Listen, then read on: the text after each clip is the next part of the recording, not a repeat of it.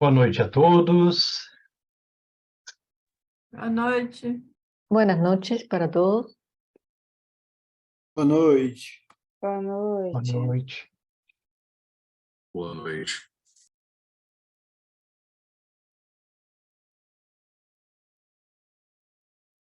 Então, já vamos iniciar o nosso estudo e nossa prática, nos colocando na postura de meditação.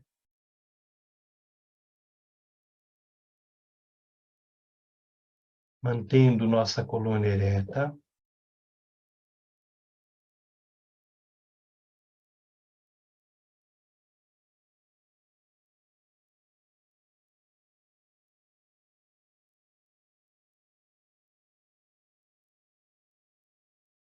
Trazendo toda a atenção para o nosso corpo.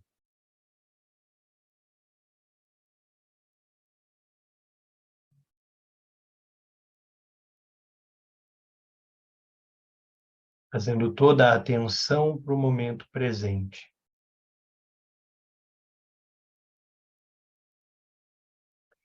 E antes de nós iniciarmos com as 9 respirações, nós vamos tapar a narina esquerda e expirar todo o ar pela narina direita. Todo o ar viciado, todo o lung viciado que tiver em nossos pulmões, nós expiramos pela narina direita.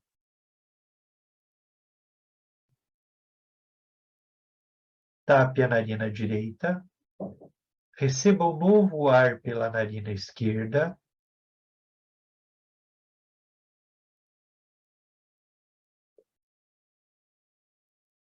E permita que o ar se equilibre naturalmente no seu corpo.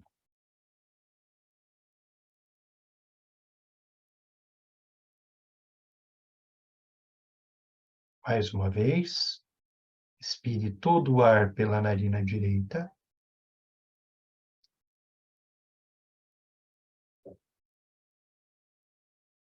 Inspire pela narina esquerda.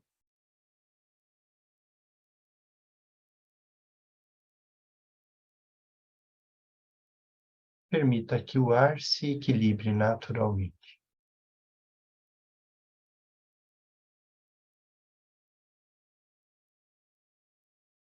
Mais uma vez.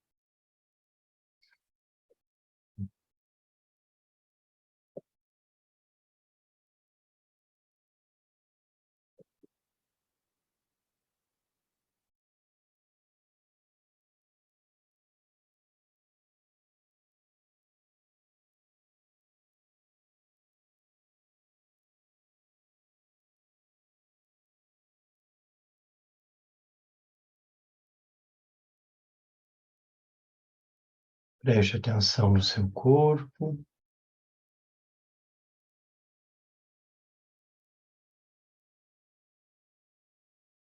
Relaxe todo o seu corpo, pés, pernas, tronco,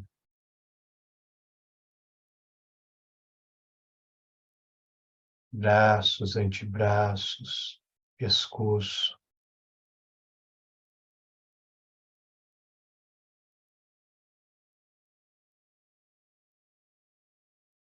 Observe em seu corpo se há algum ponto de tensão.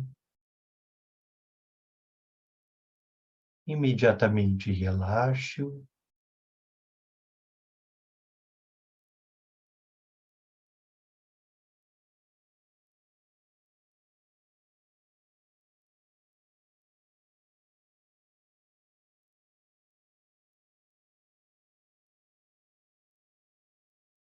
Visualize os 3 canais. Canal central de cor azul, iniciando a 4 dedos abaixo do umbigo, subindo em paralelo à coluna vertebral, se abrindo no topo da cabeça. À esquerda, o canal vermelho, iniciando na narina esquerda, passando por detrás dos olhos, descendo lateralmente e se conectando ao canal central a 4 dedos abaixo do umbigo.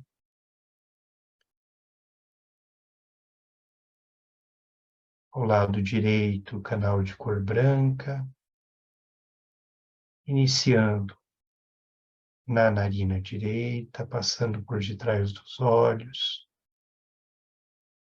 descendo lateralmente, se conectando ao canal vermelho e ao canal branco, e ao canal azul, a 4 dedos abaixo do umbigo.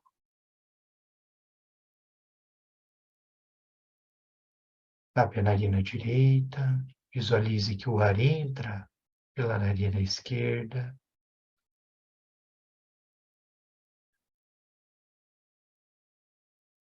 segue pelo canal vermelho, expelido pelo canal branco, levando toda a raiva, toda a aversão.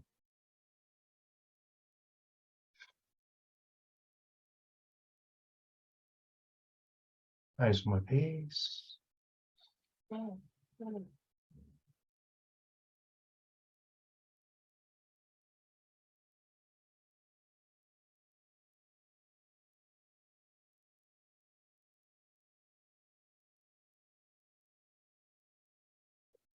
Mais uma vez.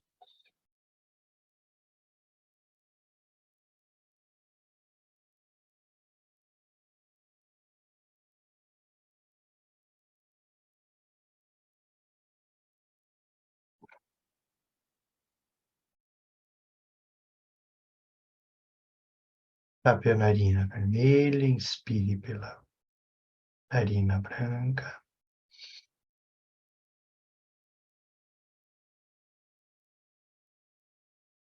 Permita que o ar leve toda a sensação de apego.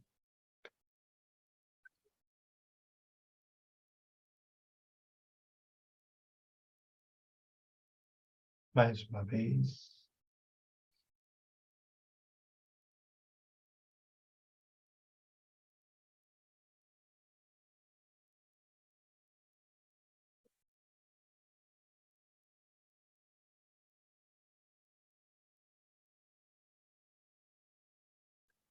Mais uma vez.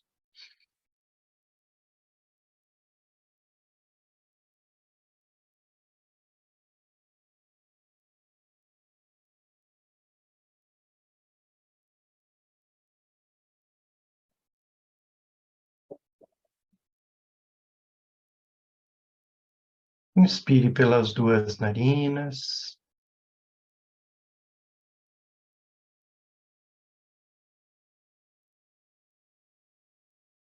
Permita que o ar entre, suba pelos dois canais, passe por detrás dos olhos, desça lateralmente, se encontre na junção dos canais e suba pelo canal central, purificando toda a ignorância.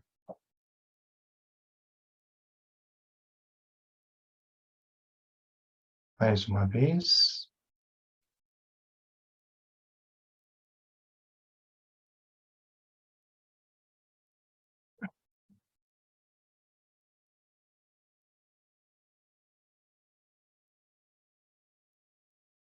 Mais uma vez.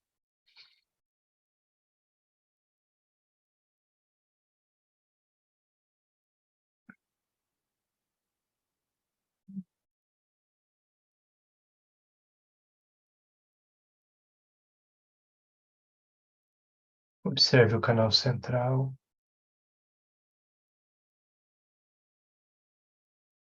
Foque no vazio, na vacuidade, na abertura do canal central.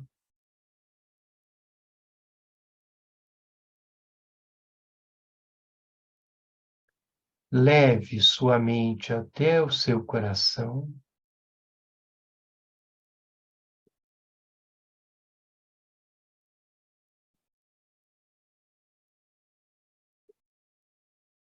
Sinta sua consciência no seu coração.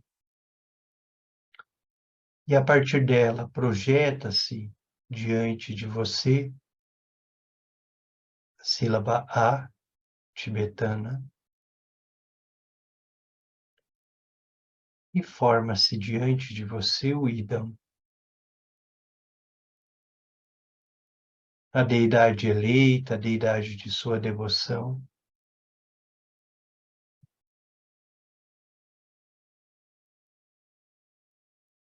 Visualize a deidade, sinta a presença dela.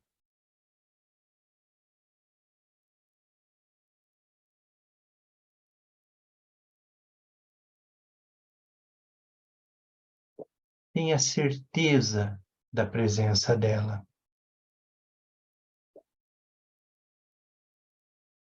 Sinta o calor da presença.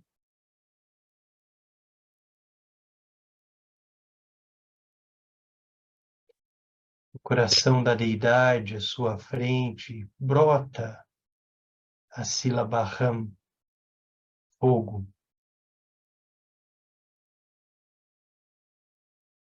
que vem até você e te purifica. Seu corpo, sua fala e sua mente são purificados pelo elemento fogo.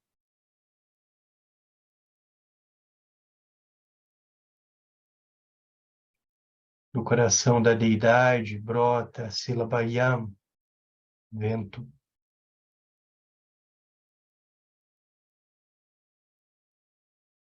Que toca a você e pelo elemento vento são purificados tua fala, teu corpo e tua mente. Do coração da deidade brota a sílaba Mam, água, que vem até você e pelo elemento água, teu corpo, tua fala e tua mente são purificados.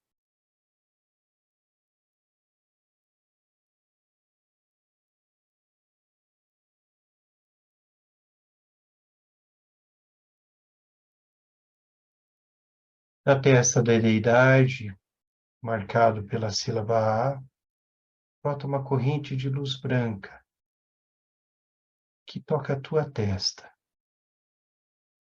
Uma esfera de luz branca na sua testa é empoderada, é iniciada, recebe as iniciações do corpo iluminado.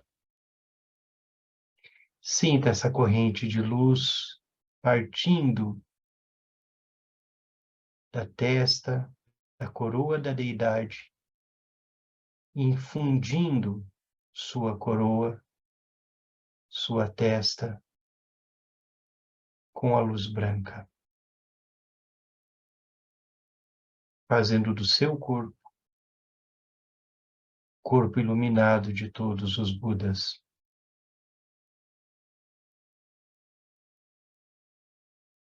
A garganta da deidade emana uma corrente de luz vermelha, marcada pela sílaba Om,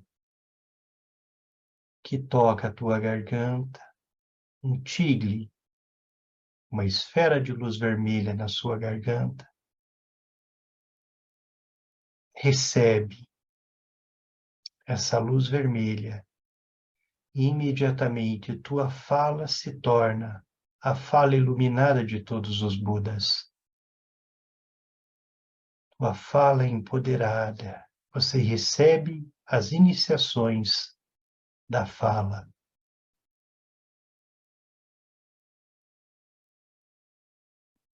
O coração da deidade emana uma corrente de luz azul, marcada pela sílaba Hung, que toca o seu coração,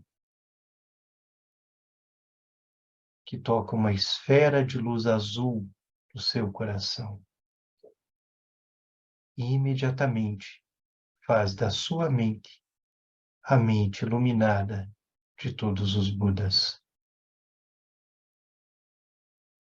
Sinta essa corrente de luz azul tocando seu coração.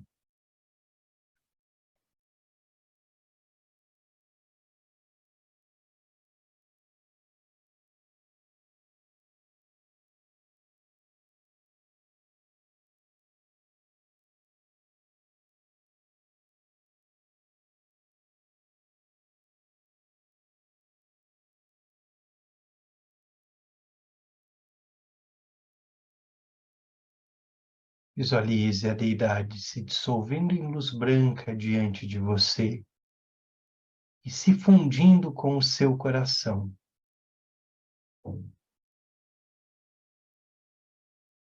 E a sua mente se torna inseparável da mente da deidade.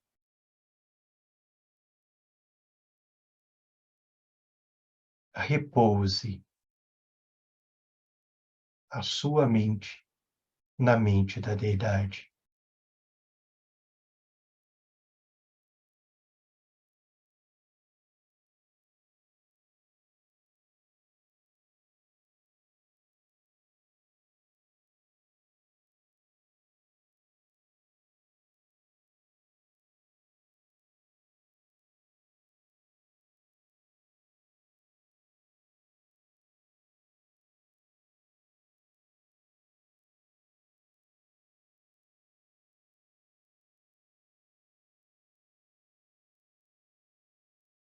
Experimente a mente da deidade na sua mente, como mente céu, como espaço, como abertura.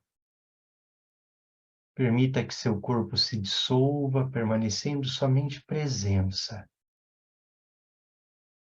inseparável da presença da deidade.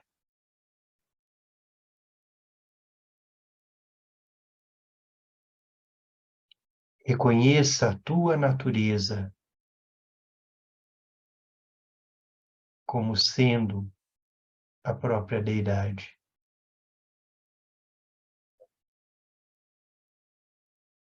Reconheça a tua natureza como Buda.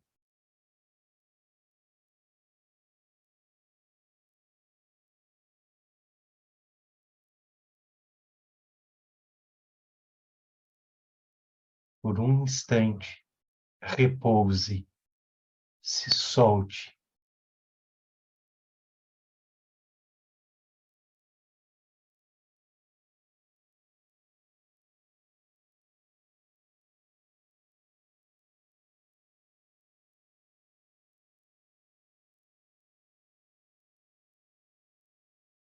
Da coroa da minha cabeça, o palácio da grande bem-aventurança, rezo a ti, benevolente lama raiz. Ó precioso, conceda-me as bênçãos de reconhecer a minha verdadeira natureza como Buda. Da coroa da minha cabeça, o palácio da grande bem-aventurança, rezo a ti, benevolente lama raiz. Ó precioso, conceda-me as bênçãos de reconhecer a minha verdadeira natureza como Buda. Da coroa da minha cabeça, o palácio da grande bem-aventurança, rezo a ti, benevolente lama raiz. Ó precioso, conceda-me as bênçãos de reconhecer a minha verdadeira natureza como Buda.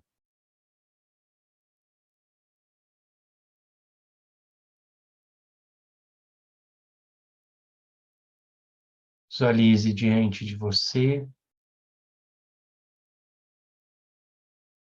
a árvore de refúgio, desde Dharmakaya com tons amplos, o espaço, a abertura, todos os seres da linhagem que se iluminaram a partir de métodos como esse, ao longo de centenas de milhares de anos, que como nessa árvore de refúgio, uma corrente ininterrupta de seres iluminados chegam até nós esses ensinamentos e essas práticas.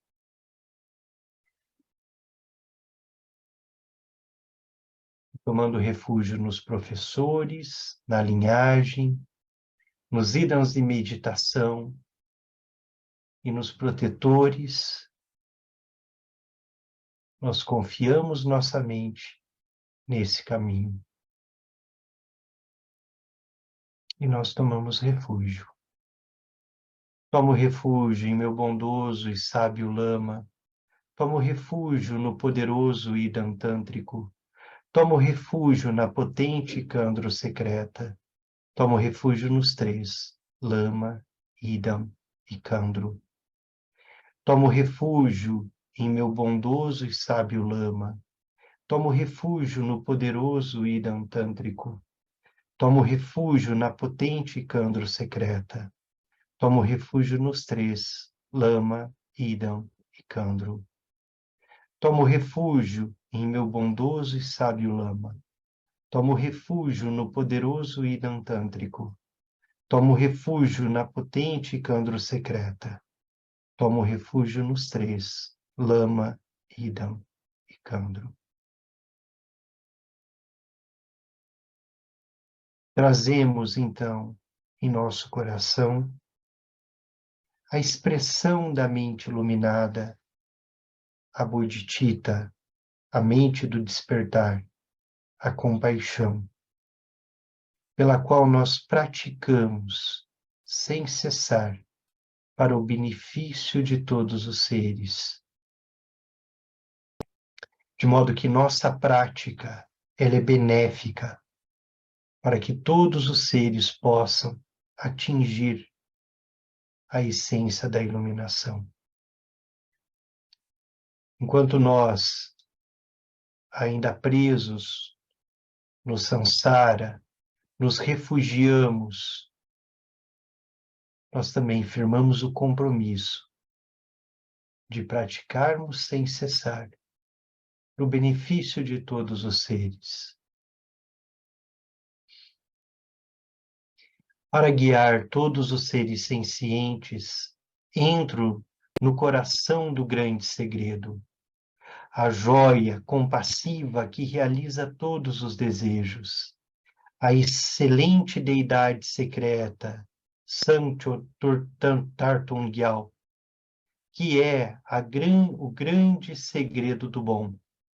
Gero a intenção de beneficiar os ilimitados seres. Desenvolvo a mente compassiva orientada para a liberação. Para guiar todos os seres sencientes, entro no coração do grande segredo, a joia compassiva que realiza todos os desejos, a excelente deidade secreta, Sancho Tartung Gyal, que é o grande segredo do bom. Gero a intenção de beneficiar os ilimitados seres. Desenvolvo a mente compassiva, orientada para a iluminação. Para guiar todos os seres sencientes, entro no coração do grande segredo, a joia compassiva que realiza todos os desejos, a excelente deidade secreta, Sancho Tartung Gyal, que é o grande segredo do bom. Gero a intenção de beneficiar os ilimitados seres. Desenvolvo a mente compassiva, orientada para a iluminação.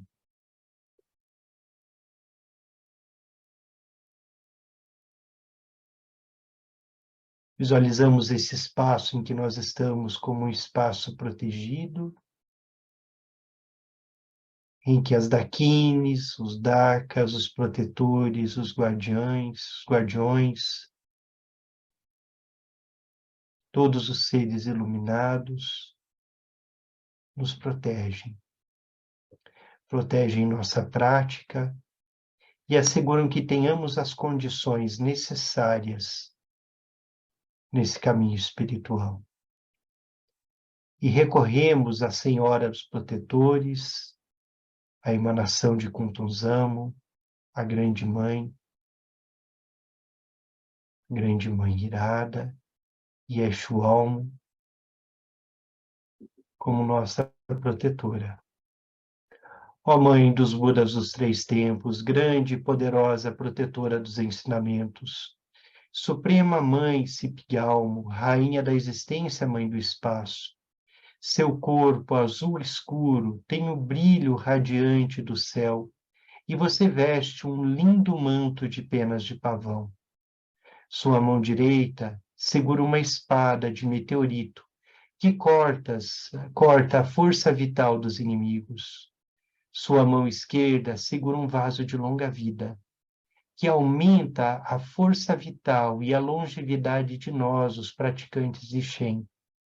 A ti, ó Yeshualmo, junto com seu séquito, oferecemos este lindo banquete de inexauríveis néctares.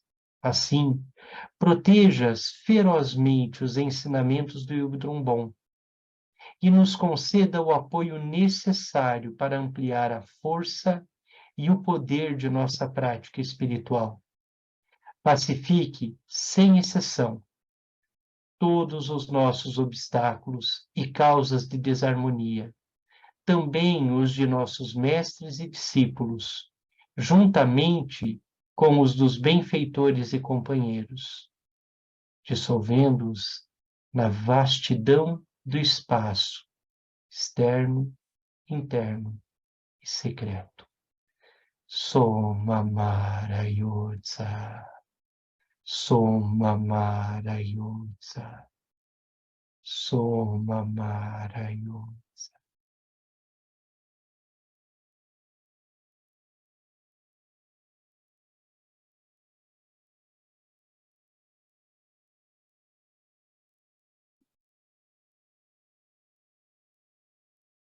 Muito bem, então, retornando ao nosso estudo.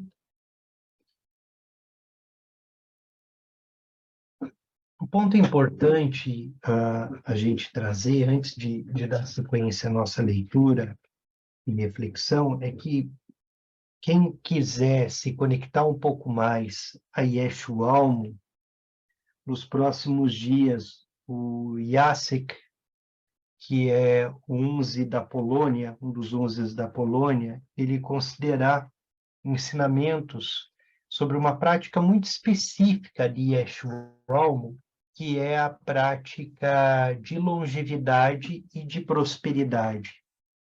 Os protetores, os guardiões, eles têm uma função dentro da prática espiritual, e essa função deles é de assegurar que a gente tenha as condições necessárias para a prática, né? E essas condições necessárias são as condições de sustentação do corpo, né? E também longevidade. E Yeshualmo, como grande protetora, Cipgalmo, no seu aspecto compassivo, Sherab Chama, ela carrega isso que a gente chama de vaso de longa vida, e que na prece de Yeshualmo nós lemos ali na prece, nós praticamos, olhando para esse vaso de longa vida, que tem como função exatamente nos conceder uma vida extremamente longa. E dentro dos ensinamentos, dentro da prática espiritual, quanto mais tempo nós vivermos nesse corpo, mais oportunidades nós temos de atingir a iluminação. Porque reunir as condições necessárias para a prática não é tão simples, né? Os ensinamentos dizem que é como uma tartaruga cega, que a cada 100 mil anos sai do fundo do oceano, e existe uma única boia flutuando no oceano, e a cada 100 mil anos ela sai para respirar. E essa tartaruga cega acertar exatamente o centro dessa boia é a chance que nós temos de renascermos como humanos e de termos a vida humana. Então, é extremamente auspicioso esse momento é único, né? E talvez essa nossa vida dure 70, 80, 90 anos. Então, nós precisamos reconhecer a preciosidade dela e praticar também para que ela seja muito longa. Então, Nós divulgaremos nos grupos quando nós teremos esse retiro e esses ensinamentos, e é uma forma de nós reunirmos mais condições para a prática de Eixo Almo e recebendo essas instruções também, de modo que nós possamos colher essa energia vital, né, dessa protetora. Nós estamos no material em português, na página 25, e aqui nós vamos olhar para um ponto muito específico dos ensinamentos de Tenzin Wangyal Rinpoche, que é a grande marca, talvez uma das grandes marcas dele, que é exatamente nos colocar no coração da prática, nos colocar no coração da experiência direta, fazer a experiência direta, praticar. Nós ocidentais somos extremamente racionais, buscamos muitas explicações e ficamos o tempo todo tentando entender o que está acontecendo. Ficamos o tempo todo tentando buscar conexões racionais para as experiências que nós fazemos. O Tantra, o caminho do mantra secreto, Tantrayana, que é por onde nós caminhamos nas yogas do sonho, ele tem muitas práticas, ele tem muitas experiências que são experiências diretas. Muitos mestres dizem, nós não sabemos exatamente como funciona, mas funciona. Então, nós não sabemos exatamente como a visualização dessa deidade nos encaminha para a iluminação, mas nos encaminha. E nós sabemos que nos encaminha porque milhares de professores ao longo de 14.000 anos no bom se iluminaram fazendo essas práticas. Então, exatamente como funciona, nós não sabemos, mas funciona. Por que isso é importante? Porque nossa mente racional, quando a gente fala visualize uma deidade, a gente começa com elucubrações mentais sobre a deidade. E o Tantra é simples como isso. Visualize a deidade. Simples. Experimente. Ela está diante de você. Ela está. Sinta a presença dela. Sinta. Como um amigo que chega e que está diante de você. Isso é experiência direta. Então, há que se soltar. Há que se suspender os aspectos mais racionais e simplesmente se soltar. E esse é o caminho. É um caminho, então, de quem toma um refúgio. Né? E a experiência do refúgio é exatamente essa. Né? De repente, nós encontramos um porto seguro, nós encontramos um lugar, naquele momento, nós só queremos estar ali. E é como o colo da mãe para o bebê. É o melhor refúgio.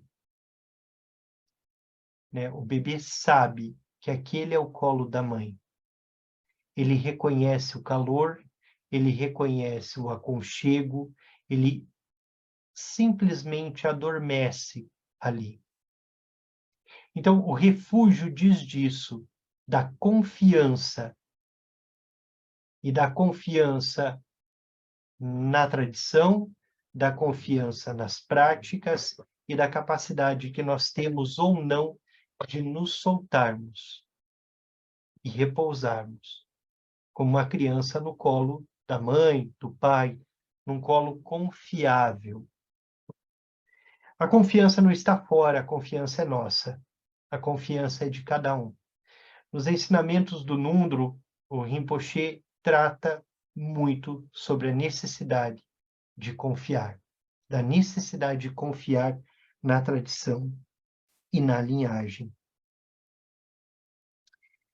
E confiar nos ensinamentos, né? E confiar na transmissão dos ensinamentos que nos é dada. Então, o Rinpoche vai dizer o seguinte, lá no na página 25.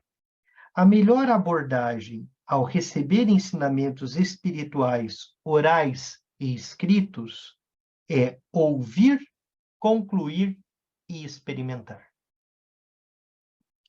Isso é entender intelectualmente. Então, há um passo intelectual, há um passo que é compreender o ensinamento de forma intelectual.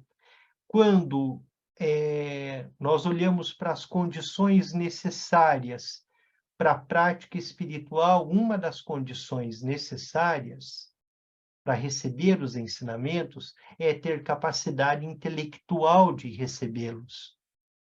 Por isso o nascimento humano é tão precioso, porque no corpo humano, com a mente humana, nós somos capazes de receber os ensinamentos. Claro, no texto a gente vai ver mais adiante, não é só isso, é estar num lugar em que é possível receber os ensinamentos, em que o Dharma não é perseguido, então há uma série de condições, mas uma condição é a condição intelectual. Entender intelectualmente o que é dito, chegar a uma conclusão sobre o que se queria dizer e aplicá-lo na prática. Então, todos os ensinamentos, tudo aquilo que nós ouvimos, passa por uma aplicação prática. O Buda Shakyamuni, ele vai dizer que nós devemos ouvir os ensinamentos, aplicá-los e, se fizer sentido, segui-los. Então, nós ficamos com essa responsabilidade de fazer a experiência, direta.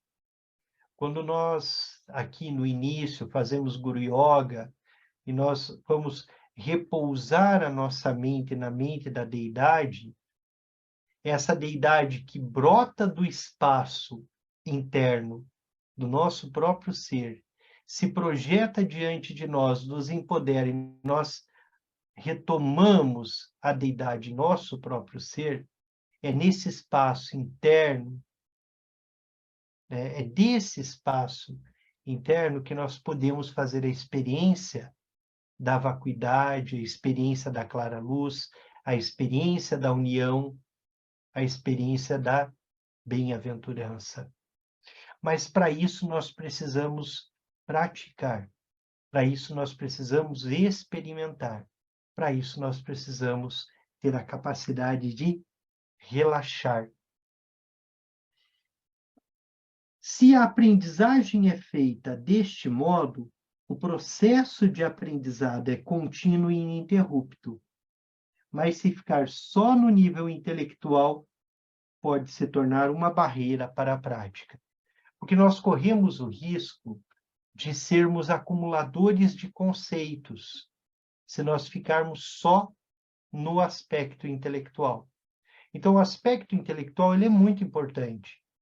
Ele é muito importante que a gente saiba, mas a experiência direta é para onde a prática nos conduz. É fazer a experiência da vacuidade, é fazer a experiência de clara luz, fazer a experiência de união, fazer a experiência de bem-aventurança. Ter esse lampejo, né? Ter essa experiência.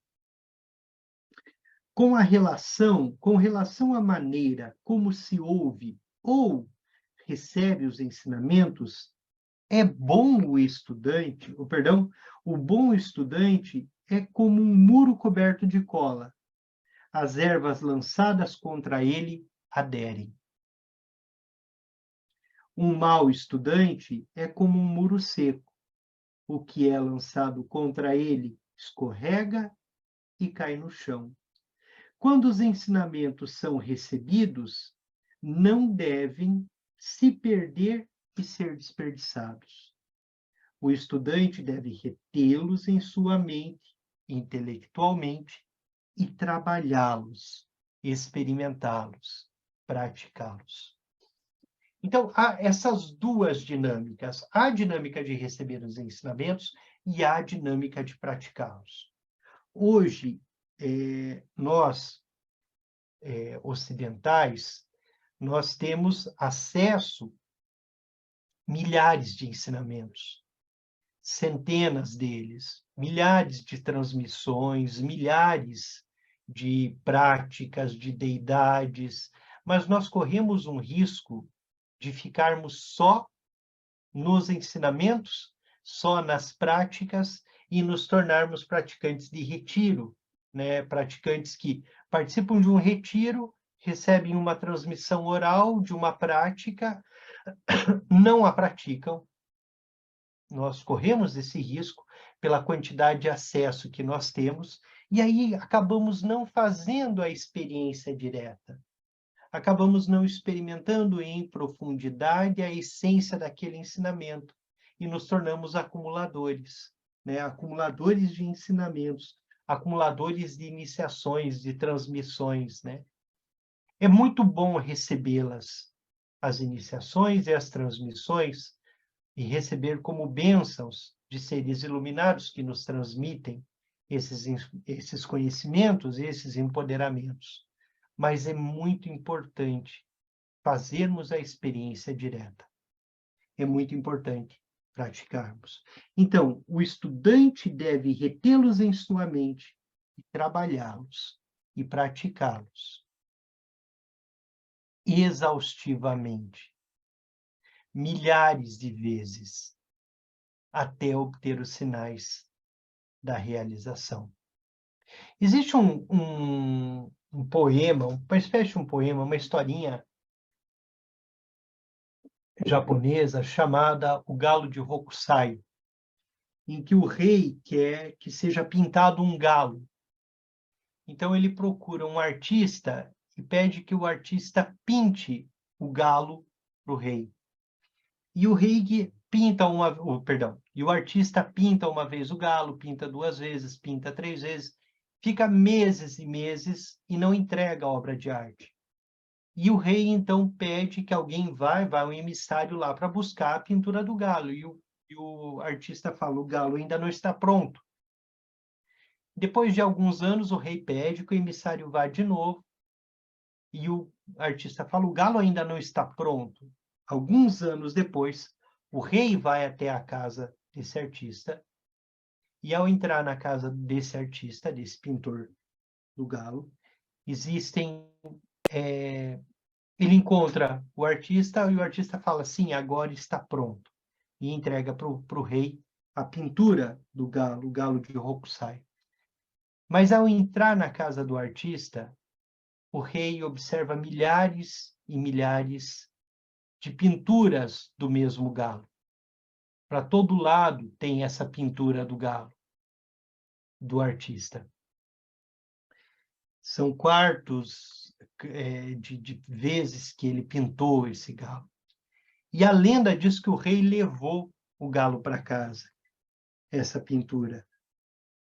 E que a partir de então, todas as manhãs, a pintura do galo cantava ao sol nascer. Ou seja, a experiência e a repetição e a prática contínua fazem com que, como o galo de Hokusai, ele cante ao sol nascer. Há versões dessa lenda que dizem que ele sai da pintura toda manhã, sobe no telhado, canta e retorna para a pintura, ou seja, tem vida, né? Passa a ter consistência, mas isso decorre de muita prática. Os ensinamentos não penetrados pela compreensão são como ervas lançadas contra o muro seco.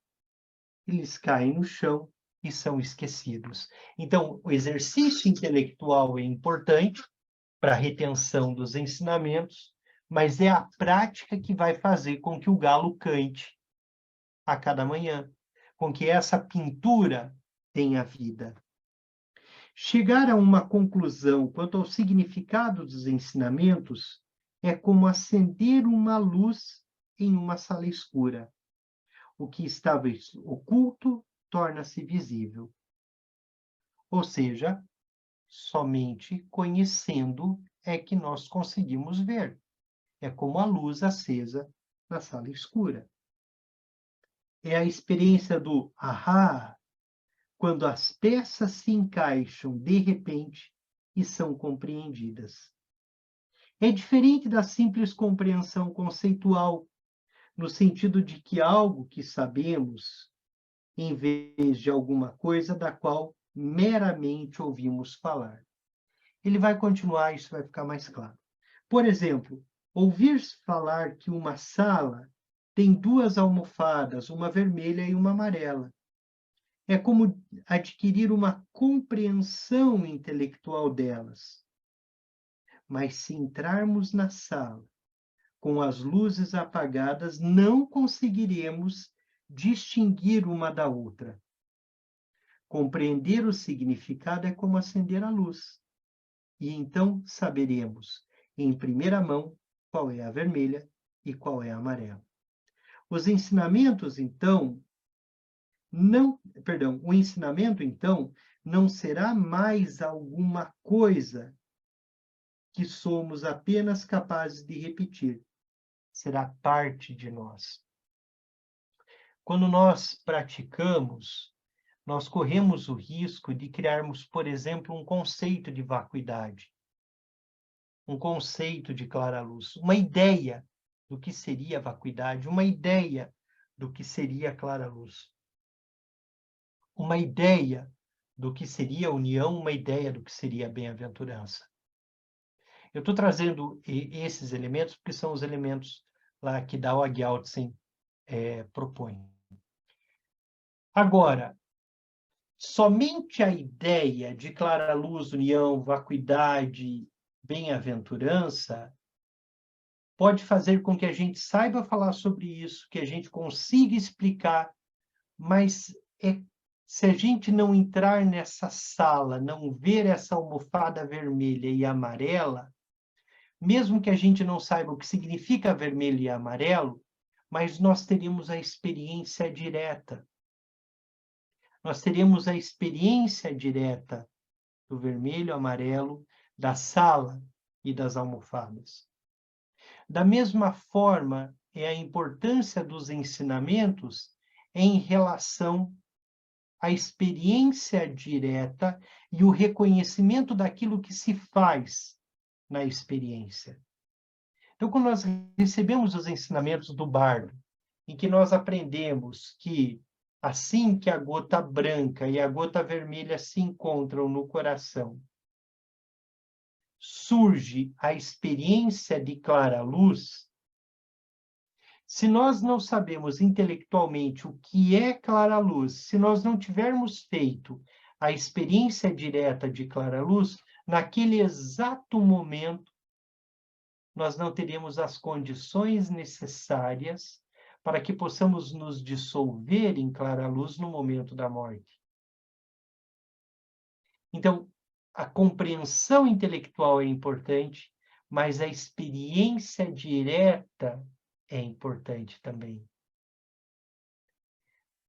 Talvez até mais do que a compreensão intelectual, porque é onde nós somos capazes de vivenciar, experimentar tudo aquilo, e que muitas vezes não é meramente racional, no aspecto de que nós sabemos ou não, mas se tornou parte de nós. E esse ponto em que o ensinamento se torna parte de nós, diz da profundidade, da capacidade, da abertura e da experiência. Somente quando nós fazemos a experiência direta é que o ensinamento se torna parte de nós, que o conhecimento se torna parte de nós. Enquanto nós não fizermos a experiência direta, nós corremos o risco de ainda estarmos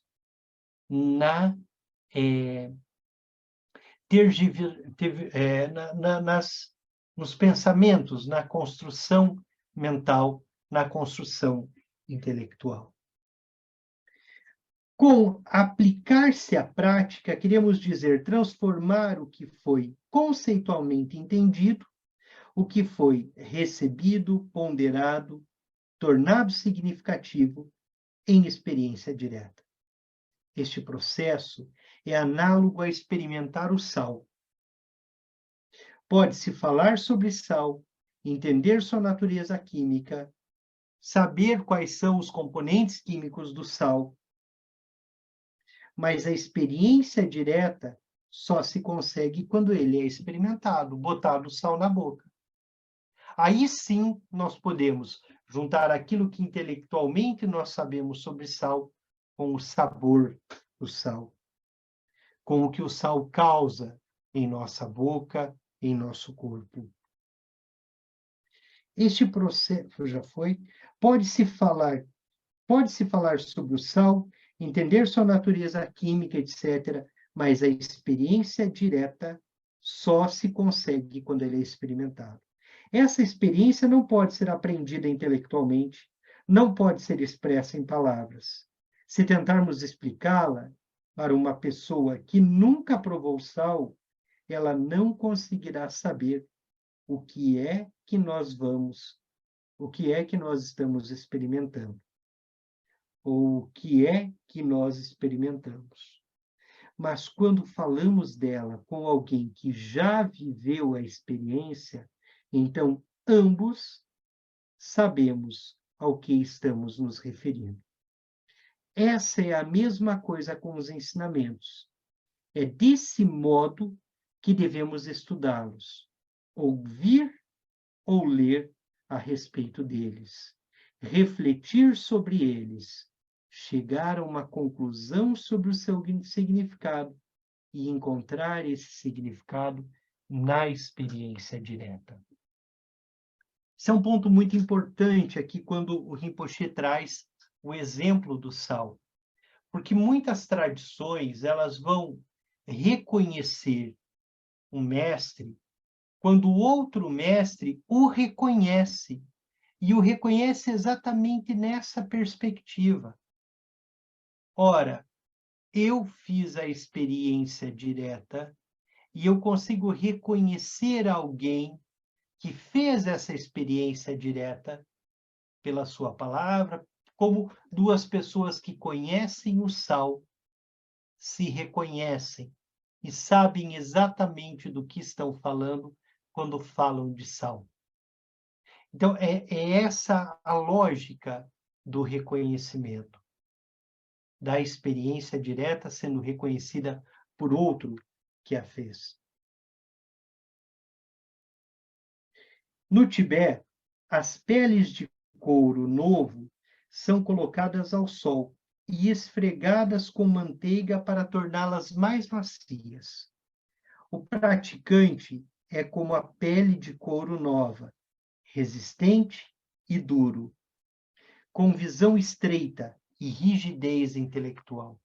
Os yogas do sonho nos ajudam muito nesse aspecto, em tirar a nossa rigidez intelectual, em tirar a perspectiva conceitual. Nós, ocidentais, nos tornamos extremamente rígidos e vinculados a conceitos. E a prática é como essa manteiga, né, no couro. Então, ela é passada várias vezes, a manteiga, até que a gente se torne flexível, a mente flexível, macio. O ensinamento, o Dharma, é como a manteiga, esfregada através da prática, e o sol como a experiência direta. Quando ambos são aplicados, o praticante se torna dócil e maleável. Não dócil e maleável em relação ao mestre, não dócil e maleável em relação à possibilidade de ser domesticado, mas a mente se torna dócil e maleável ao ponto de ser domada, inclusive pelo próprio praticante. Nós tomamos o refúgio externo na medida em que nós somos esse couro duro, que precisa da manteiga, que precisa do sol, a manteiga do ensinamento e o sol da experiência direta. mas nós precisamos nos colocar ao sol, como o coro, exatamente para que nós façamos a experiência direta. O ensinamento nos curta, o sol nos curta, como curtir o couro, né? Transformar o couro em algo curtido, que é maleável, né? Mas a manteiga também é armazenada em bolsas de couro, e quando ela é deixada em uma bolsa durante alguns anos, o couro da bolsa se torna duro como madeira. E é por isso que a manteiga nova, como madeira. E por isso, mais manteiga nova que venhamos a esfregar, não conseguiremos amaciá-lo. Ou seja, assim também nós somos. Se nós ficarmos só recebendo os ensinamentos, sem a prática direta, sem a experiência do sol, sem a experiência direta, nós somos como o couro que armazena a manteiga. E essa experiência do Tibete é muito interessante, porque couro novo, manteiga e sol tornam o couro flexível. Mas se manter o couro como uma bolsa que só armazena a manteiga, ele enrijece, se torna duro e nem manteiga nova consegue amaciá-lo. Porque é a relação entre ensinamento e experiência direta que leva à flexibilidade. Alguém que passe muitos anos estudando os ensinamentos, intelectualizando demais, com pouca experiência prática, é como esse couro endurecido. Os ensinamentos podem amaciar a pele dura da ignorância e dos acondicionamentos, mas quando eles ficam grudados no intelecto e não são esfregados no praticante com a prática, nem aquecidos, né, com a experiência direta, essa pessoa pode se tornar rígida e dura em sua compreensão intelectual. Muitas vezes nós temos um pouco de dificuldade com os ensinamentos nas práticas tibetanas, porque nós vamos ouvir ensinamentos de um determinado professor, e de repente nós saímos e ouvimos outros ensinamentos de outro determinado professor. E aparentemente eles divergem. Nossa mente ocidental, intelectual, enrijecida, tende a dizer que aquele ensinamento está certo e esse está errado. Ou aquele está errado e agora sim eu tenho um ensinamento certo. Isso só mostra o quanto nós ainda somos esse couro duro, pouco curtido. Alguns de nós praticam em outras tradições. E nós chegamos lá onde nós praticamos, eu mesmo pratico em outra tradição também. E quando nós chegamos lá, nós temos a impressão de que tudo aquilo que nós estamos aprendendo aqui é muito diferente do lá. E aí tendemos a escolher ou dizer, isso está certo, aquilo está errado. Ou então, um determinado lama que vem de uma determinada região nos dá um determinado ensinamento que aparentemente diverge de tudo aquilo que nós conhecemos. E nós, por sermos ocidentais demais, conceituais demais, tendemos logo a julgar como certo e errado, sem nos permitir fazer a experiência direta deste ensinamento objetivo.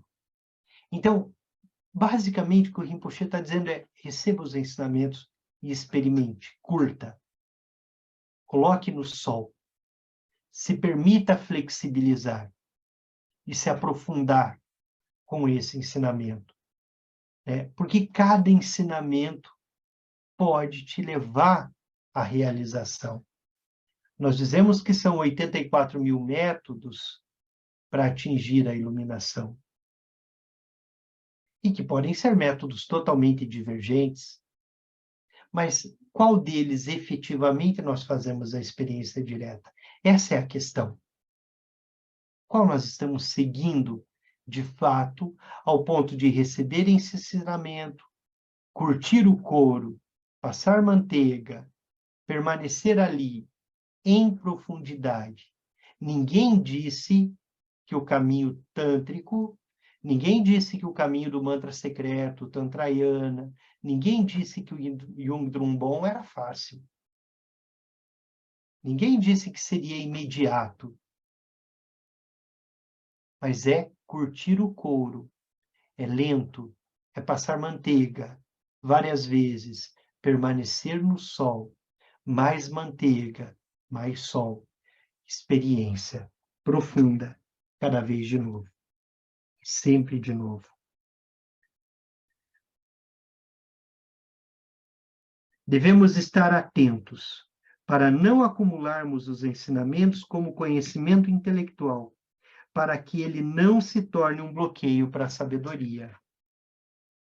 Os ensinamentos não são ideias a serem colecionadas, mas sim um caminho a ser seguido.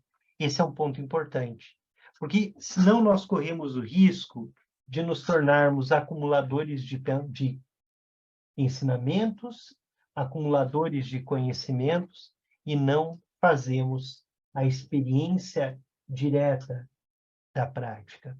Por isso aqui nós estamos praticando sempre em dois momentos, recebendo os ensinamentos, mas fazendo as práticas ali, né? Colocando esse couro no sol, falando de Guru Yoga e experimentando o Guru Yoga, experimentando relaxar a nossa mente na mente da deidade, porque é esse o caminho.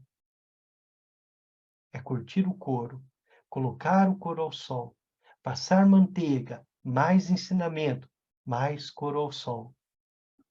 Tem algumas... Alguém gostaria de fazer alguma pergunta, alguma colocação? Deixa eu dar uma olhadinha aqui nas perguntas no chat.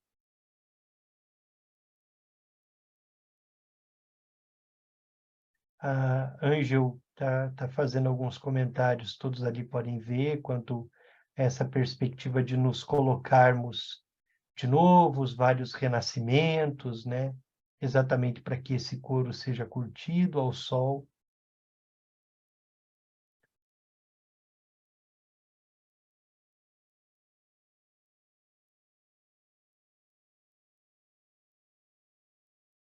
O Eric faz um comentário interessante, que é quanto a nos sentirmos mais próximos de algumas tradições, mais distantes de outras. Os tibetanos vão dizer que isso está muito ligado aos nossos traços kármicos. E está tudo bem. Está tudo bem nós nos tornarmos alunos de um professor e não de outro. O que faz de nós sectários, e essa é a grande questão, é a nossa incapacidade de reconhecer o outro caminho espiritual como verdadeiro, válido e possível de levar à iluminação. É claro, existem muitos outros aspectos, né, do sectarismo, só que esse talvez seja um dos pontos. Nós reconhecemos que sim, é válido e sim, é possível atingir a iluminação por aquele caminho. O mestre Nyingma Dzongzar Khyentse Rinpoche, ele diz que, tudo bem, alguns gostam de mussarela, outros gostam de gorgonzola. Está tudo bem. E não necessariamente isso é certo ou errado. Só é outro caminho, é outro mestre, é outro professor, é uma outra tradição. Não sei se responde o Eric, eu acho que foi por aí.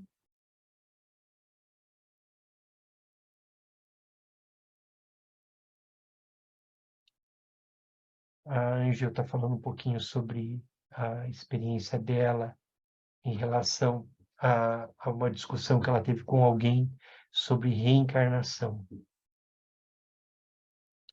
Ana e Paulo, têm a mão levantada. Boa noite, Boa Denis. noite. Boa noite, Sanga. Eu às vezes fico com uma dúvida, né? Não sou tão experiente assim no budismo, e é sobre deidade. Por exemplo, Amitabha Avalokiteshvara, são deidades. Guru Rinpoche não é uma deidade, né? Qual a diferença? Né? Parece meio bobo, mas eu fico em dúvida. Sim. Ana, você é uma deidade. Todos nós somos deidades. Porque todos nós temos o aspecto da mente iluminada. Todos nós temos o Buda. Todos nós temos a budeidade, a mente búdica.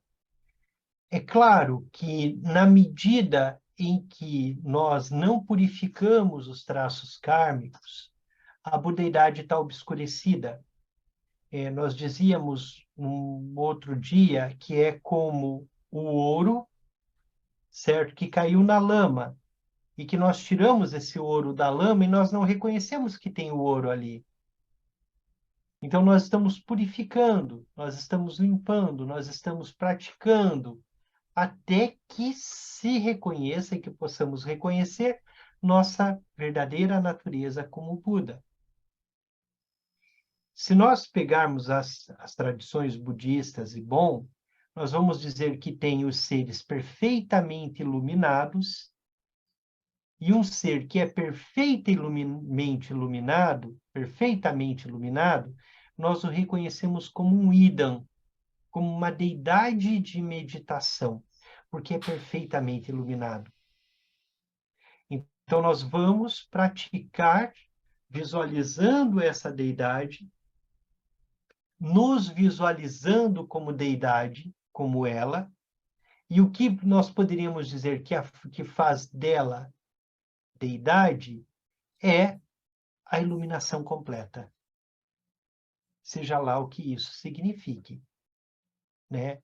Então, se na tua tradição, talvez Nyingma, Kagyu, em que tem Guru Rinpoche como deidade, sim, Guru Rinpoche ali é perfeitamente iluminado. Ele é a expressão da mente de Amitabha, ou da fala, ou do corpo, ou de Amitabha totalmente completo, que na tradição budista é a família Pema, né, a família de cor vermelha, que descende do próprio Dharmakaya como uma das 5 luzes de sabedoria, como no bom também nós vamos falar das 5 luzes, né, as 5 grandes sabedorias que vão se manifestando aí como deidades. Então, por exemplo, nós praticamos com Yeshualmo.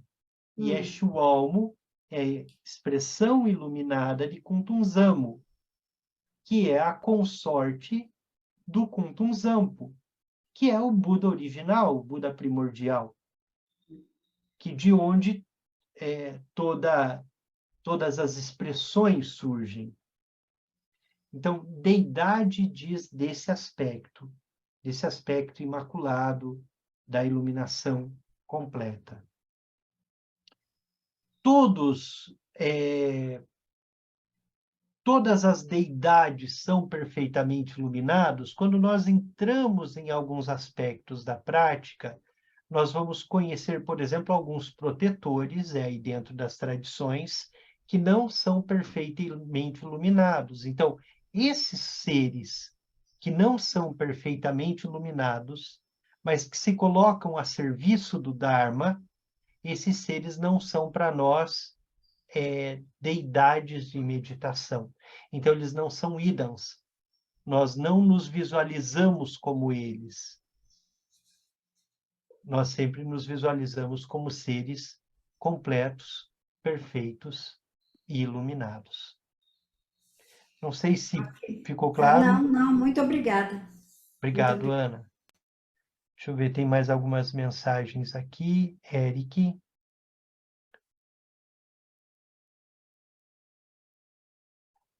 O Eric faz uma pergunta importante. Se a experiência direta se a prática é a experiência direta. Eric, a prática leva à experiência direta. A experiência direta é um resultado da prática. E na medida em que nós praticamos, nós vamos ter as experiências da prática. Sim, Eric. A segunda pergunta do Eric. Se os sinais da realização são claros. Sim, os sinais da realização são claros, são objetivos. Quando nós fazemos a experiência, por exemplo, de vacuidade, nós saberemos que nós experimentamos vacuidade, mesmo que a gente não consiga dizer, que a gente não consiga falar, mas há uma experiência direta, como nos yogas dos sonhos. Quando nós fazemos a experiência direta, nós reconhecemos a experiência. Então, há sinais da realização. Muitas vezes nossa mente não é capaz de perceber esses sinais. E aí nós recorremos ao professor, recorremos ao lama, né? E dizemos, olha, aconteceu isso, eu vivi isso aqui. E ele vai ajudar a gente a perceber, né, qual é o nível de nossa prática e experiência.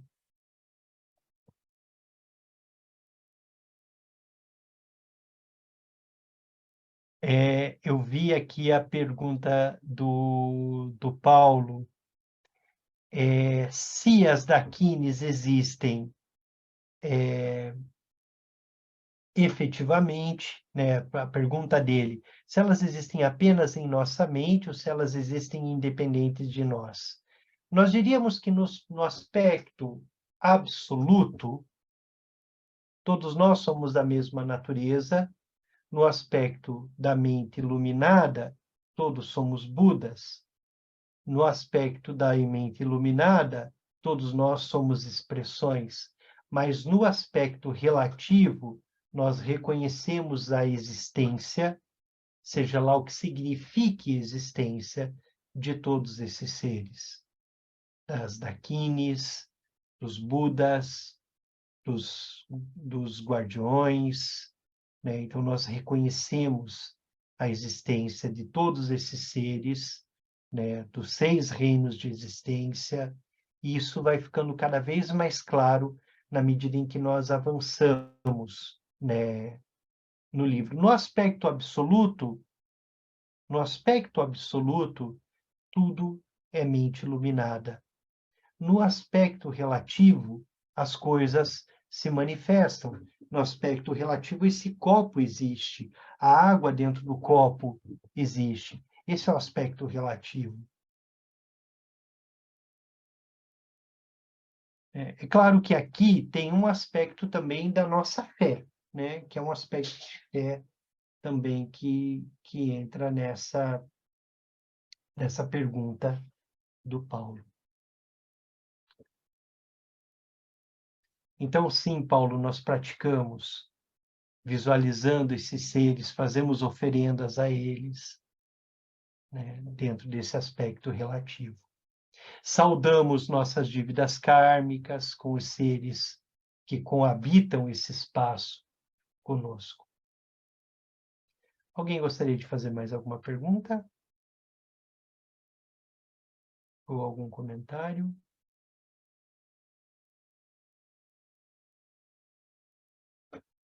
Perfeito. Então, vamos fazer nossa dedicação?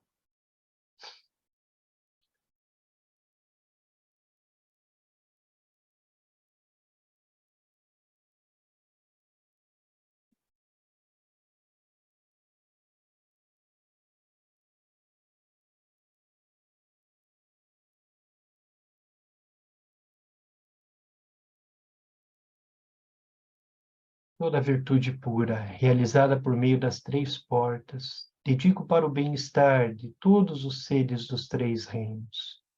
Havendo purificado todas as aflições e todos os obscurecimentos dos 3 venenos, que rapidamente possamos atingir o estado completo de Buda nos 3 corpos. Toda virtude pura, realizada por meio das 3 portas, de nosso corpo, nossa fala e nossa mente, dedico para o bem-estar dos seres dos 3 reinos, tendo purificado todas as aflições e obscurecimentos dos 3 venenos, da raiva, do apego e da ignorância, que rapidamente possamos atingir o estado completo de Buda nos 3 corpos. Toda a virtude pura realizada por meio das 3 portas, dedico para o bem-estar dos seres dos 3 reinos. Havendo purificado todas as aflições e obscurecimentos dos 3 venenos, que rapidamente possamos atingir o estado completo de Buda nos 3 corpos. Prece de longa vida de Tenzin Wangyal Rinpoche, pelas bênçãos das 3 joias dos Budas e Bodhisattvas, pela força da infalível verdade última e pelo poder da meditação de nós, praticantes, detentor dos ensinamentos, possa sua vida ser muito longa.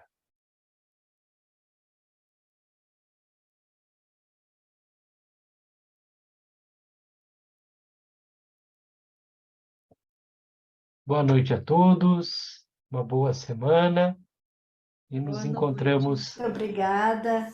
na Boa próxima noite, segunda. Boa noite, obrigado. obrigada. Muito obrigado. Boa Noite, boa semana para todos. Graças. Obrigada, Pessoal, boa obrigada, Denis. Boa noite, Obrigada, obrigada. Sandra. Boa noite, noite. gente. Boa Obrigado. noite. Obrigado.